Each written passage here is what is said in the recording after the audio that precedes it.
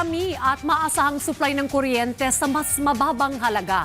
Yan ang maitutulong ng nadiskubring bagong reserba ng natural gas ayon kay Pangulong Ferdinand R. Marcos Jr. Nasa linya ng ating telepono ngayon si Clazel Pardilla sa detalye. Clazel?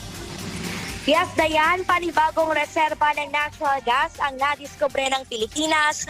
Ayon mismo yan kay Pangulong Ferdinand R. Marcos Jr.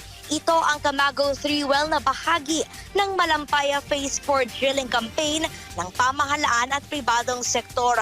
Batay sa isinagawang pagbubutas at pagsusuri sa balon, aabot sa 60 million standard cubic feet ng gas ang makukuha rito kada araw. Sinasabing higit na 2 beses ang marirecover na gas mula rito kumpara sa Malampaya East 1 at kung pagsasamahin ang dalawa, makapaghahatid ito ng karagdagang 6 na taon na supply ng kuryente mula sa Malampaya Gas Field. Ang ibig sabihin niyan, ayon kay Pangulong Marcos, mas marami at maasahan ang supply ng kuryente sa mas murang halaga. Sa ngayon kasi, Diana, sa 4 pesos at 80 centavos ang per kilowatt hour na singil mula sa Malampaya Gas.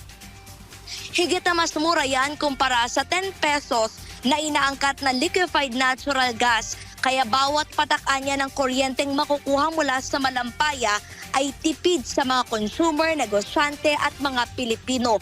Bukod dyan, panibagong subsea pipelines ang inilatag sa karagatan ng bansa na pinakauna simula noong 2000.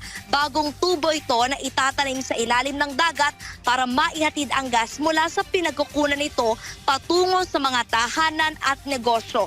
Mahalagaan niya ito ayon kay Pangulong Marcos at isang malaking tagumpay lalo ngayong naharap ang bansa sa epekto ng sigalot sa Middle East na nagdudulot ng pagsirit sa presyo ng enerhiya. Dayan, tiniyak naman ni Pangulong Marcos na ginagawa ng pamahalaan ang lahat para magkaroon ng sariling supply ng enerhiya at maigsa ng epekto ng Middle East crisis sa pang-araw-araw na buhay ng mga Pilipino. Yan ang muna ang pinakahuling balita. Balik sa iyo, Dayan.